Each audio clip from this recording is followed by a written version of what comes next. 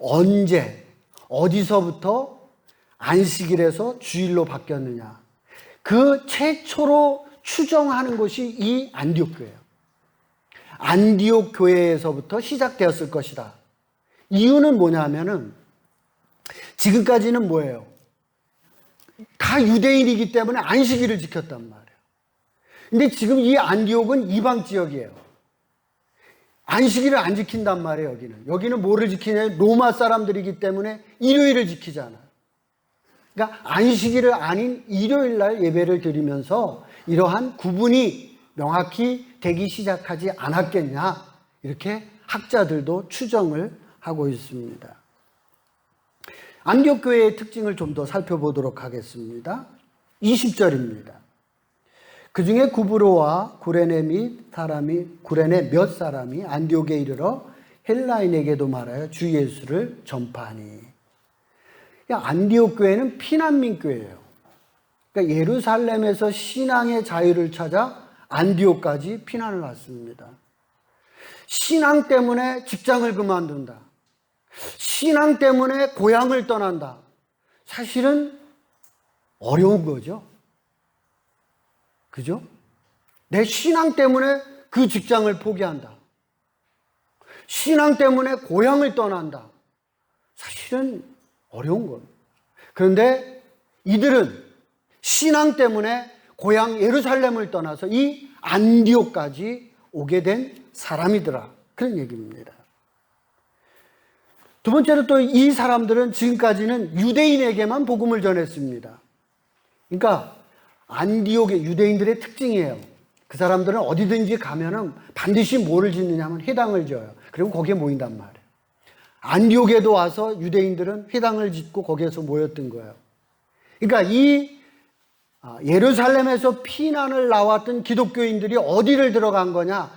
그 안디옥에 있는 회당에 들어가서 예배를 드리는 거예요. 그런데 이 회당에서 예배를 드리던 기독교인들이 누구에게 복음을 전했느냐 하면 최초로 이방 사람들에게 복음을 전한 거예요. 지금까지는 누구에게만 전했다고요? 유대인에게만 전했다. 그런데 처음으로 유대인이 아닌 이방 사람들에게 복음을 전하는 교인들이 누구였느냐? 안디옥 교회 교인들이었다. 그런 얘기입니다. 자, 20절에 보니까요. 헬라인에게도 말해 주 예수를 전파하니.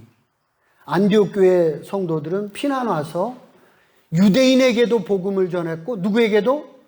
헬라인에게도 복음을 전했어요. 뭐 하는 사람들이었다? 전도하는 사람들이었다. 어디를 가도 이 사람들은 분명하게 전도하는 특징을 가지고 있습니다. 자신들의 정체성이 뭐냐? 전도하는 사람들이었어요. 그래서 예루살렘에서도 전도하고 이 피난 와서도 이 피난지인 안디옥에서도 전도하는 일들을 이들은 했다라고 말씀을 하고 있습니다. 26절입니다. 바울과 바나바와 바울이 1년이 되었을 때 교회가 크게 성장을 했다고 말씀을 합니다. 그러면서 그렇게 기록하고 있어요. 1년이 지난 거거든요. 1년? 그 1년 만에 사람들이, 세상의 사람들이 이 기독교들을 가리켜서 뭐라 그랬다는 거예요? 그리스도인이라고 불렀다는 거예요. 딱 1년이면 되는 거예요. 내가 신앙인 같은 모습을 갖는데 1년이면 충분한 거예요. 이 안디옥 교회 1년 신앙생활을 딱 했는데 세상 사람들이 다 뭐라 그런 거야? 아, 제 사람들 좋은 말로 한 거 아니에요. 뭐라고 그러는 거야? 아, 저것들 예수쟁이야. 이렇게 처음엔 얘기한 거예요. 놀리는 말이에요. 일요일날 다 쉬어야 되는데 일요일날 교회 가잖아요. 힘든데 그것도 돈 가지고 가잖아요. 저것들 미친 거예요. 예수쟁이라고 놀리는 거예요. 그리스도인이라고 놀리는 거예요. 또 좋게 얘기하면 뭐예요? 아, 저 사람들은 예수를 따르는 사람, 그리스도가 안에 있는 사람, 그리스도가 이야기하는 대로 살려는 사람이에요. 좋게 얘기하면 그럼. 근데 상당히 그들이, 세상 사람들이 교회에 대해서 이야기하는 건 좋게 얘기 안 하는 거예요. 여기서 얘기하는 거는 그리스도인이라고 했던 거는 놀림에 가까운 거예요. 예수쟁이다 라는 거예요. 근데 이 얘기들을, 예수쟁이라고 하는 이 얘기를 안디옥 교회 교인들은 되게 기쁘게 받았다는 거예요. 오, 사람들이 내가 이제 예수쟁이라고 나를 그래? 아, 내가 그래도 이제 그리스도인 다음 냄새가 나는 모양이네. 이렇게 안디옥 교회 교인들은 생각을 했다. 그런 얘기입니다. 우리 지난주 고린도 교회의 문제점을 얘기했습니다. 고린도 교회가 좀 심각한 거예요. 그죠? 지금 얘기하면, 지금 교회에 그런 일이 일어난다면 말대로 끔찍한 거예요. 지금 뭐 교회에 여러 가지 비리가 있고 문제가 있지만 고린도 교회 정도는 아닙니다. 고린도 교회는 아주 심각한 문제를 가지고 있었는데요. 그러니까 사도 바울이 눈물로써 편지를 쓰는 거 아니에요. 야, 신앙 교회 그러면 안 돼. 너는 너희들에게서 그리스도의 향기가 나야지라고 눈물로 호소를 하는 거죠. 예수님께서도 우리에게 해주시는 말씀이 뭐예요? 너는 세상의 빛이 되라. 너는 세상의 소금이 되라. 그렇게 우리에게 말씀해 주고 계십니다. 오늘 본문에 보이는 안디옥 교회 교인들도 1년 만에 그들의 삶 속에서 그리스도의 향기가 나타났다는 거 아니에요. 그리스도인이라고 불려졌다는 거 아니겠어요? 저도 그렇고 여러분들도 그렇고 마음속으로는 그러고 싶은 마음이 있을 거예요. 그죠? 세상에 빛이 되고 소금이 되고 그리스도의 향기가 되고 싶고. 아멘? 그렇지 않게, 그렇죠? 네, 다 그런 거지 뭐. 아니, 예수 믿는데 내가 좀 그리스도의 향기가 되고 싶고, 이왕이면 세상에 빛이 되고 소금 되고 싶지 않은 사람이 우리 안에 누가 있겠냐고요. 다 그런 마음을 가지고 있어요. 그런데 현실로 가서 살아보면 잘 안 되더라는 거예요. 다 알기는 아는데 현실에 돌아가면 잘 안 되더라는 거예요. 사도 바울이 그래서 답을 주는 거예요. 해답을 줘요. 이렇게 하면 너에게서 그리스도의 향기가 난다. 사도 바울이 주시는 답을 우리 한번 찾아보도록 하겠습니다. 고린도전서 15장 31절입니다. 고린도전서 15장 31절입니다. 우리 다 같이 한 목소리로 읽습니다. 시작. 형제들아, 내가 그리스도 예수 우리 주 안에서 가진 바 너희에 대한 나의 자랑을 두고 단언하노니 나는 날마다 죽노라. 아멘. 이거 오늘 식사 암송 구절입니다. 다시 한번 읽어보겠습니다. 시작.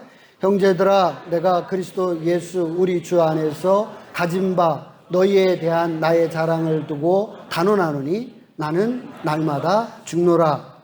아멘. 사도 바울은 자신의 경험을 두고 지금 하는 말이에요. 그리고 내가 분명하게 단언을 확실하게 얘기하는데 너희들에게서 그리스도의 향기가 나고 내가 세상의 빛과 소금이 되고 그리스도인이라고 일컬음을 받기 위해서라면 뭐 해야 된다고요? 날마다 죽어야 된다. 내가 죽어야 된다. 아멘?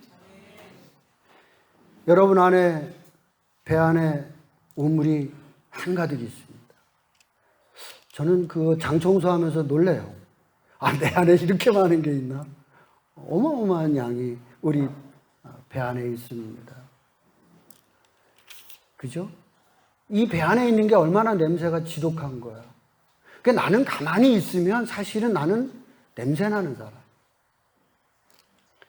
내 속을 가만히 들여다보세요. 여러분 마음속에 막 착한 마음도 있는 거 내가 알지만 착한 마음은 조금 이고 나쁜 마음이 훨씬 큰 것도 내가 알고 있어요. 안 그런가요? 예. 착한 마음이 있는 것도 알지만 나쁜 마음이 우리 훨씬 많아요. 그 사람은 악한 마음이 우리 안에 많이 있는 거예요. 우리의 속성을 가만히 보면 내 안에 돈에 대한 걸 추구해 가고요. 여자, 성에 대한 거 우리 추구해 가고요. 권력 같은 거에 우리 추구, 이런 거에는 우리 즉각적으로 반응을 하는 거예요. 네. 그거에 그냥 그 즉각적으로 우리는 움직여가는 속성을 가지고 있는 거예요. 우리 집에서 가끔 듣는 얘기인데요. 어디야? PC방. 알았어, 갈게. 이게 모든 아들들의 모습들 아닌가요? 이건 뭐 우리 집 내 아들 흉보는 거는 아니고요. 아, 그래요? 그러지 않은 아들도 있구나. 죄송합니다. 네, 우리 집 아들을 흉본 것 같아서. 남자들은 다 그러잖아요. 뭐 어디야? PC방 가면 바로 달려간다고. 근데 제자반 한번 합시다. 자, 성경 공부 한번 합시다. 그럼 뭐라고 그래요? 자, 시간 한번 보겠습니다. 생각 좀 해보겠습니다. 시간 되나 한번 보겠습니다. 많이 계산을 한다는 거죠. 우리는 본능적으로 내가 좋아하는 것에 반응하는 거죠. 주님이 좋아하시는 거는 다 따져봐요. 이렇게 저렇게 해가지고 빠져갈 구멍이 없을 때 어쩔 수 없구나 하고 그 일을 십자가를 지게 되더라고요. 근데 내가 좋아하는 일은 금방 내가 반응하고 움직이는 것이 사람이더라. 정말 내가 그리스도의 향기가 나려면 사도 바울이 뭐라는 거예요? 그 좋아하는 내가 죽어야 돼요. 나의 자아가, 나의 잘못된 나쁜 그 자아가 죽어야지만 내가 내 안에서 그리스도가 좋은 것이 나오게 된다는 것이죠. 그런데 생각해 보세요. 내가 정말 예수님이 좋아하는 거를 하기로 결단을 딱 먹었어. 그래, 이거는 예수님이 좋아하니까 그 일을 해야지 라고 마음을 먹었는데 그 다음날 다시 돈 되는 일이 딱 생겨. 그럼 예수님이 좋아하는 일은 또 뒤로 다 잃어버리는 거야. 어디로 달려가고 있어요, 내 마음은? 돈 되는 걸로 달려가는 것이 사람이라는 거죠. 그래서 사도 바울이 쓰는 말이 그 앞에 단어 하나가 중요한 단어가 있어요. 죽기는 죽는데 어떻게 죽는다? 이게 중요한 말이라는 거. 사람은 본능적으로 내가 한번 예수를 잘 믿어야지 라고 해가지고 그것이 오래 가는 게 아니라는 거예요. 내 마음은 죽고 그 다음날 가면 다시 본능적으로 우리는 돈으로 추구 달려가고 있고 내가 좋아하는 것으로 달려가는 것이 인간의 본성이라는 거예요. 그래서 사도 바울은 그 앞에다가 날마다 죽는, 나는 날마다 죽, 나는 단언하노니 날마다 죽. 그렇게 되었을 때에 나에게서 그리스도의 향기가 나고 세상의 빛과 소금이 되고 내가 그리스도인 다음의 모습이 나에게서 나타나더라는 얘기죠.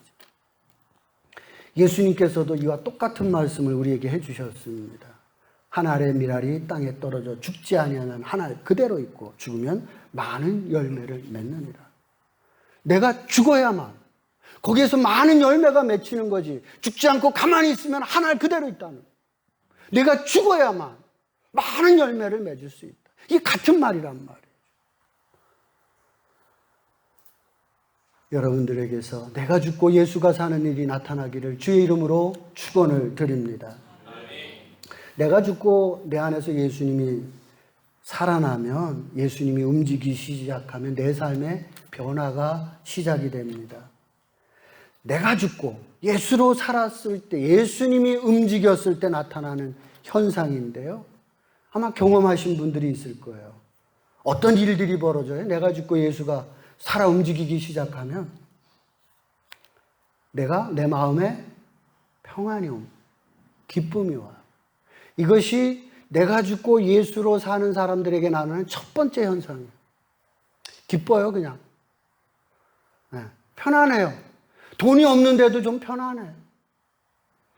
네, 돈이 없으면 우리 안달복달 해야 되는데 그렇지 않아요. 예수님이 역사하면 그런 것에 대해서 그렇게 그러지 않는다는 거예요. 건강하지 않아도, 우리가 건강하지 않으면 병원 가고 막 괴로워하고 막 쩔쩔매는데 정말 예수님이 역사하면 좀 아파도 좀 아픈가 보네. 그리고 넘어간다는 거예요. 견딜 만한 힘이 생긴다는 거예요. 내가 죽고 예수가 살면 나타나는 이 현상, 평안과 기쁨 다음 또 뭐가 있다는 거예요. 이게 끝이 아니라는 거예요. 저는 오늘 여러분들에게 요거를 좀 소개하려고 그래요. 우리 안에 기쁨과 평화를 맛본 사람들은 여럿 있어요. 근데 이 다음 단계는 우리에게서 좀 드문 것 같아요. 권능입니다. 복음의 권능이 나타나는 거예요. 사실은 이때부터 그리스도의 향기가 나요. 네. 여러분들의 평안이 오고 기쁨이 오는 거는 여러분들의 유익이에요. 근데 이제 이 다음 단계, 권능이 임하면 이때부터는 이것이 그리스도의 향기가 나타나는 거예요. 그리스도인 다음의 모습이 비춰지는 거고요. 세상에 빛이 되고 소금이 되는 거는 이 권능이 나타날 때부터 일어나는 거예요. 고린도후서 12장 9절에 있는 말씀입니다. 고린도후서 12장 9절 말씀입니다. 우리 함께 합독합니다. 고린도후서 12장 9절 시작. 나에게 이르기를 내 은혜가 내게 족하도다. 이는 내 능력이 약한 데서 온전하여 짐이라 하신지라. 그러므로 도리어 크게 기뻐함으로 나의 여러 약한 것들에 대하여 자랑하려니 이는 그리스도의 능력이 내게 머물게 하려 함이라. 12장 9절에 보니까 나의 여러 약한 것들에 대하여 자랑하리니 이는 그리스도의 능력이 내게 머물게 하려 함이라. 사도 바울은 여러 가지 약한 것이 있었어요. 우리는 사도 바울 하면 되게 대단하신 분으로만 생각하는데 그분이 하도 자기 자랑을 해서 우리는 그렇게 생각하는 거예요. 근데 실은 사도 바울은 아주 약한 것이 많이 있었습니다.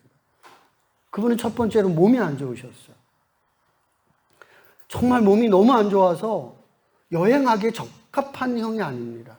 여러분 몸 안 좋은데 여행 안 떠나잖아요. 사도 바울은 몸이 너무 안 좋아요.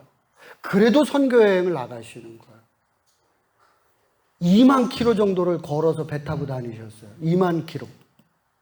어마어마한 거리예요. 제가 한번 이거 제자들을 위한 사도행전 써놓고선 이분이 어디를 다니셨는가 한번 가봤잖아요. 따라서 갔다 와서 저 병 났거든요. 어마어마한 거리예요. 다 에어컨 되어 있고 음식 푸짐하고 먹으면서도 갔다 오고 나니까 나는 병 나더라. 근데 지금 사도 바울이 60이셔요. 나이가.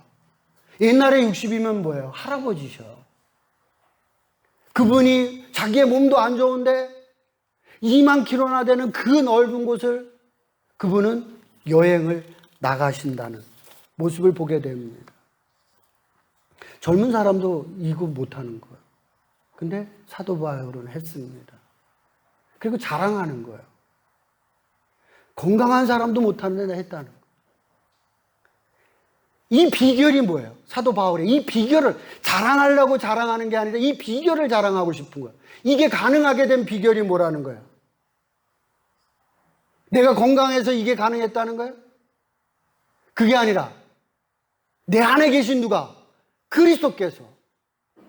내 안에 계신 그리스도께서 함께 하셨기 때문에 복음의 능력이 나에게서 나타났기 때문에 나같이 병들고 나같이 늙고 나같이 연약함에도 불구하고 내가 20년 이상을 선교에 할 수 있었다. 내가 아니라 내 안에 그리스도께서 계시기 때문에 이 일을 할 수 있었다. 아멘? 예. 이게 권능이라는 거예요. 나는 약해요. 못해요. 그런데 내 안에 그리스도께서 계시니까 가능해지더라는 거예요. 내가 죽고 예수를 살면 바울에게서 나타난 능력이 여러분들에게도 나타나게 될 줄로 믿습니다. 사도 바울의 약점 중에 또 하나가 뭐냐면 성격입니다. 이게 불같은 성격이에요. 오늘 최자매님 헐크라고.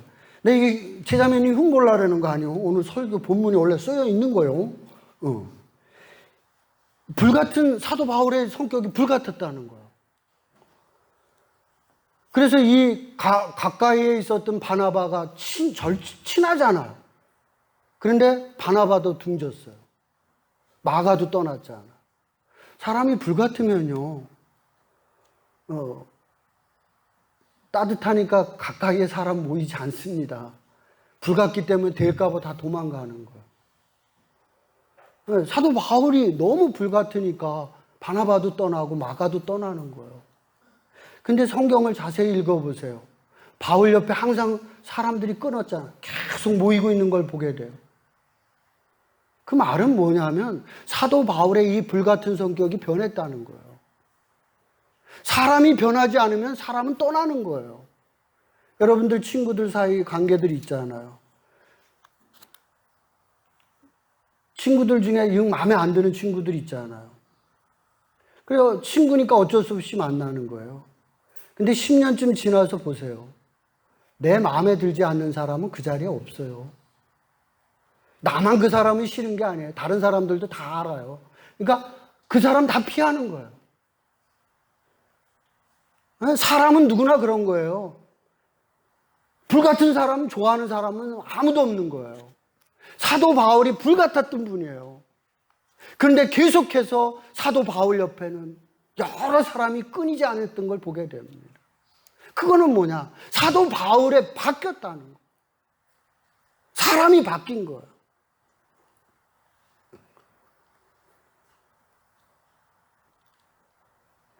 사도 바울이 디모데에게 이렇게 편지를 해서 부탁을 하잖아요. 내가 올 때에 마가를 데리고 오라. 저가 나의 일에 유익하리라. 사도 바울이 나이 드셔서 싹 바뀌신 거예요. 전에는 그렇게 쓸데없다 그래가지고 이 녀석을 절대로 내가 용납하지 못하겠다 그래가지고 내치셨단 말이에요. 그러면서 그렇게 절친이었던 바나바하고도 등졌어요. 마가 때문에. 근데 이제 말씀하시는 거예요. 아, 데려와라. 그가 참 유익한 아이였다. 그 마가가 마가복음 쓰는 거 아니에요. 사도 바울의 변화가 있었다는 거예요. 불같은 성격을 가지고 있는 약점이 있었지만 정말 예수님이 나와 함께 해주시고 나의 마음을 다스려 주셔서 오늘 최자매님이 얘기하는 것처럼 지혜를 주셔서 그러한 변화가 바울에게 있었다는 거예요. 그래서 나의 이 연약함도 난 자랑한다는 거예요. 난 연약한 사람이다. 난 약점이 많은 사람이다. 근데 나의 이 약점을 난 부끄럽지 않게 난 자랑한다는 거. 오늘 최자매님이 용기 있게 그런 얘기를 해주셔서 감사를 해요. 자기 약점 잘 드러내지 않잖아요. 우리는 감추잖아. 근데 사도 바울은 나의 약점을 그냥 자랑 삼아 얘기하는 거야. 나 과거에 이랬단 말이죠. 약했고, 나 승질 불같고, 근데 나 이제 변했다는 거야. 이게 가능한 거는 예수님이 나와 함께 해주셨기 때문에, 내 안에 예수님께서 역사하셨기 때문에, 내가 죽고 예수가 살았기 때문에 이 일이 가능하다고 고백하고 간증하는 것을 보게 됩니다. 할렐루야. 목동교회 성도들이 이 변화가 일어나기를, 예수의 권능이, 복음의 권능이 여러분들에게 나타나기를 주의 이름으로 축원을 드립니다. 사도행전 19장 11절 12절 말씀 우리 합독하도록 하겠습니다. 사도행전 19장 11절 12절 말씀 합독합니다.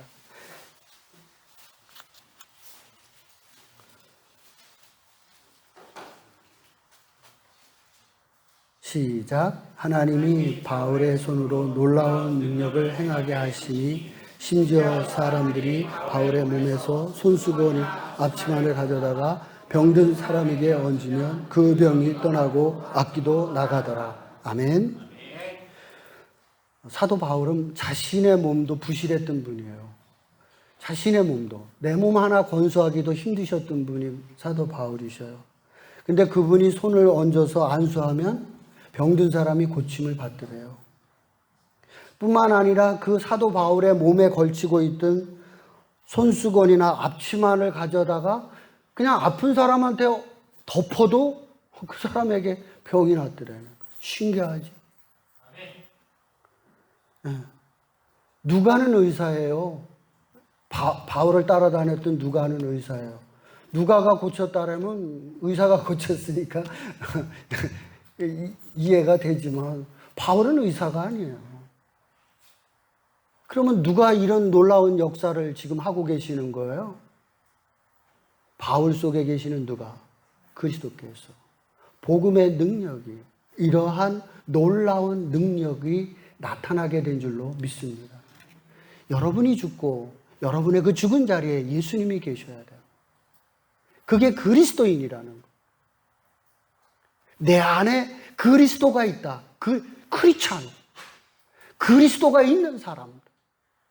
내가 죽고 내 안에 예수가 있는 사람, 그리스도인이 되었을 때 그 그리스도께서 역사함으로 인해서 나의 약점과 나의 부족함들이 있음에도 불구하고 놀라운 일을 해내는 거예요. 그러니까 그때부터는 뭐가 되겠어요? 그 사람에게서 향기가. 세상에서는 빛이 되고 소금이 돼요. 할렐루야. 여러분들 모두가 내가 죽고 내 안에 그리스도께서 사심으로 말미암아 참된 그리스도인이 되면, 크리스찬이 됨으로 말미암아 여러분에게서 복음의 능력이 나타나는 제자가 되시기를 주의 이름으로 축원을 드립니다. 적용입니다. 여러분 안에 어떻게 하면 예수님이 계시고 여러분은 죽고 예수님이 사시는 일들이 가능할까? 그래서 정말 복음의 능력을 경험하는 성도가 될 수 있을까 생각해 봤습니다. 그리스도의 향기를 바라는 성도들이 어떻게 하면 가능할까? 특별한 답을 못 찾았어요. 제가 찾은 거는 큐티를 좀 하자. 큐티라도 하자. 큐티라도 하자.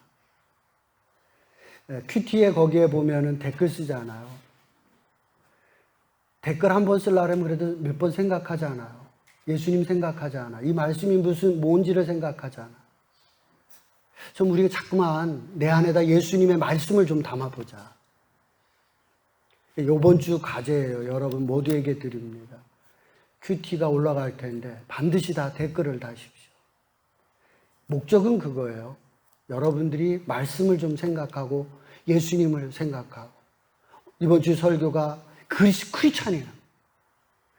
내가 죽고 예수를 사는 걸 한번 큐티를 하면서 여러분들이 실천해 가는 한 주간을 사시기를 주의 이름으로 부탁을 드립니다.